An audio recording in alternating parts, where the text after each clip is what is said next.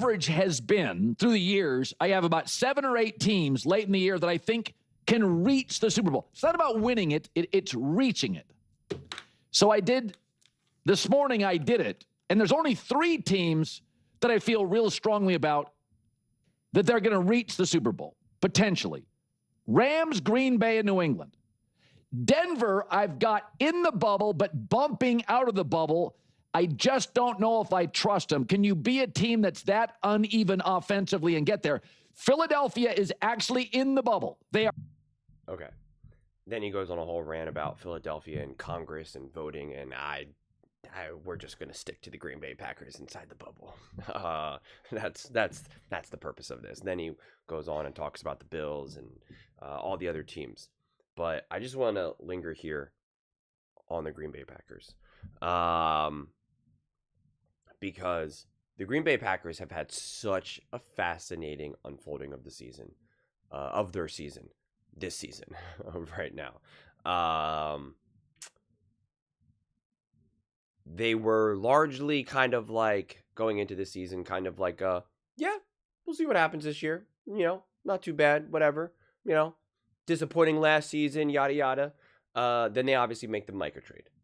And people are like, whoa, this should be big. This is huge, et cetera, et cetera. What will Jordan Love do? Matt LaFleur, how are they going to look? What's this all going to look like? You know, and I'm sure technically they moved up in Super Bowl odds, and they were definitely a hot topic to discuss because it was very much like Cowboys, Packers, and, you know, the Packers, the fact that the Cowboys, you know, who is a wildly popular team that the media loves to double, triple, quadruple down on any moment they can, especially in the offseason when everyone's like, please watch me, please, we need views, we need ratings, we need it all. And the Packers now also fed off of that because obviously Micah to Green Bay.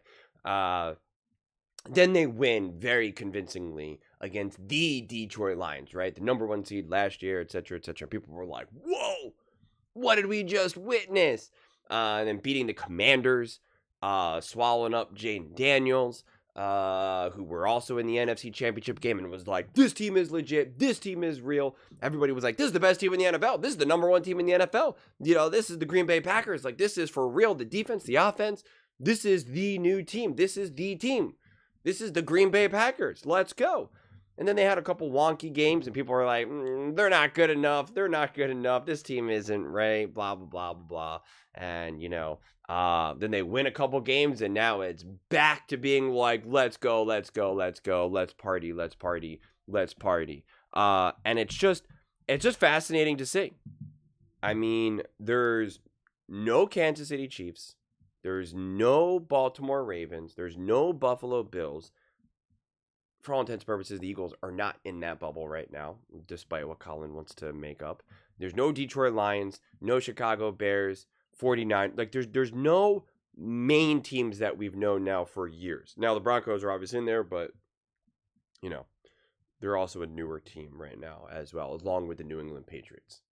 And so the Packers have that continuity. The Packers have that consistency. It's really just the Packers and the Rams that you can say the quarterback's been there for a while, a handful of the main core pieces, receivers, running backs, you know, but wherever you want to draw the lines, defense, offense, the coaching staff, like they've been there now. This isn't new to them. They've had experience in the playoffs, wins, losses, everything else in between. Whereas the Bears are new, up and coming. The Seahawks are new, up and coming. The 49ers, they're retooling right now. They definitely obviously have a handful of core people, but like, you know, Jennings, Pearsall, you know, like there's just enough kind of newness there where you're kind of like, and they're decimated with injuries, and you're just kind of like, how long can they keep this afloat? And then the Eagles, they're going through a coaching crisis currently. And again, the Broncos are up and coming as well. So it's just like, if we take this as a reality, as a truth claim here, as accurate, you're just like, the Packers then are right there, right? They're right there to bring this whole thing, you know, home here. But it's just so fascinating to me because again, it went from saying the Packers can go undefeated to then the Packers immediately losing to now being like, they're not that good, to back to being, at the center of this bubble. There are only 3 teams, according to Colin, that can get to and win the Super Bowl. And seemingly they'd have to go through each other in terms of the Rams and the Packers. And, for me right now, I just kind of look at all of these teams. Like Colin says, like, the 4 teams outside the bubble, the Bills, the Seahawks, the Bills, and the 49ers all have, fatal flaws or whatever that will, cause them trouble. And the way how I just look at it right now is all these teams have flaws. All these teams have problems and issues. And I'm not necessarily comfortable putting some of these teams in the bubble versus outside the bubble. That's just the way how I am right now, and that's what I kind of talked about when I did the whole rankings yesterday. And so when I see something like this, I just think, okay, well, why can the Broncos win the Super Bowl? Why can the Rams win the Super Bowl? Why can the Packers win the Super Bowl? And you kind of keep going through, the whys. Like, what can you rely on, in this moment? You're going up against adversity, when you're down by 10 in the fourth quarter, in the NFC Championship game. What is going to help find your way through this right now? What is that core feature? And the reality is, specifically for the Packers, kind of like the Rams, although I think it's fair to have more confidence in the Rams, mainly because we've seen McVay and Stafford, literally win a Super Bowl together. It's really more of like the completeness of the Packers and the balance of offense and defense. I know their offense had been a little inconsistent times. Now you're dealing with some injuries, Kraft, etc., and I get that. But first off, I'm going to trust the Packers defense, very much so. And so if they need a big stop, if they need a big play, going to trust that. And if you need Jordan Love to throw the ball 80 times to find your way through this, it's like, going to trust that too. If you also need to just hit the ground and run, 100 times, going to trust the Packers to do that too.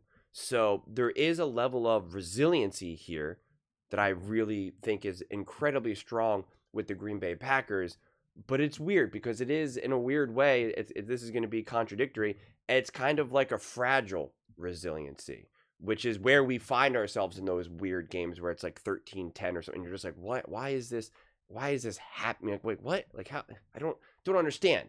And so that's why it's like I said this yesterday. Like, all of these teams, it just feels like they could go home in the first round or win the Super Bowl. And I still feel that way largely enough about the Packers. Now, I'm hopeful that starts to change over these next few weeks. You start to get a little bit more clarity because now we're in it. It's like, you better start playing your best football right now or not, right? Like, any game that you don't look quite right at this part of the season, even if it's against a bad team or a great team, you start to kind of like, well, the playoffs are 2 weeks away. Like, if they just played this type of game a couple weeks ago, like, that's, you're not going to feel great about it. You're going to start to feel like a little unsettled. And so, I'm hopeful, since there's a handful of, real key games here coming, especially for the Packers, that you can just start to get a more solidified sense of how stable can this team be? Because if they can just reach a level of stability, then it's just like, the sky's the limit for me. Whereas, the Rams aren't necessarily lacking from a stability standpoint, but as long as they are consistent with what they've been, boom. Same thing with the Patriots. Whereas the Eagles need to elevate. The Eagles absolutely positively need to elevate. The Bills need to elevate. The Bears need to elevate. The Broncos, their offense does need to stabilize as well as elevate. And the Seahawks, I just think they're such a new team right now, that I don't want to say that they're inconsistent or that they have this fatal flaw, but there's just, I understand why people don't have the same level of trust right now. But if we're doing this whole Super Bowl bubble thing, and I'll make a separate video for the Seahawks, like again, I see the Seahawks very much in a line with, hey, we can either win the Super Bowl or get knocked out the first round. Because their offense can also just get unleashed, and their defense has been awesome. So it's just such a fascinating year. I mean, look at the center of this bubble: the Rams, the Packers, and the Patriots, and then the other two who are final in the bubble are the Eagles and the Broncos. And we're just like, what is going on, right? And the Bills aren't there. The Chiefs aren't even on the screen at all. Neither are the Ravens, right? Like the 49ers have been injured all season long, and yet they're there, and the Chiefs aren't. Like it's just the Jags aren't there, and the Jags are the 2 seed or the 3 seed. Like this has just been such an insane season. I love it. I'm all for it. Yeah, it really is tricky. I really find this season incredibly tricky to try to really make logical sense of any of the things we're seeing right now. Again, the Chicago Bears are the #1 seed in the NFC, yet the vast majority of people don't believe that they are truly the #1 seed. And I think they actually have worse odds to make the playoffs than teams that aren't even in the playoffs right now. And the Bears are the #1 seed. Like it's like, how do you make sense of that right now? The Broncos and the Patriots are contending for the #1 seed right now with Bo Nix and Drake May. You're just like, and Sean Payton, the coach of the Broncos, like, wait, what? Vrabel, the coach of the Patriots, like, wait, what? Josh McDaniels is back, like Vance Joseph. You're just like, what is even going on right now? Are we gonna have a Patriots Broncos AFC Championship game right now? Like, what? What is even happening? Is it going to be the Bears-Packers NFC Championship game? Like, wait, what? The Packers could win the NFC North? Like, wait, what? It's just like, what is even happening right now? It's insane. It's legitimately insane to me. But those are just my thoughts. I'd absolutely love to hear yours. What do you guys all think about the Green Bay Packers being dead center in that Super Bowl bubble and being only one of 3 teams that can truly make and win the Super Bowl? Let me know your thoughts in the comments below. I read every single comment, so you agree with me or disagree with me. Either way, let's get in some discussions, let's get in some fights, but ultimately, let's just have some fun. And please do consider subscribing. We're building an amazing community here, and I absolutely love to see you part of it. I want to build something that we all genuinely feel connected to, something that we're really excited to be part of. I think we're well on our way to doing it. Please don't forget to give this video a thumbs up, as it really does help with the visibility and the algorithm. Thank you so much. See you next time.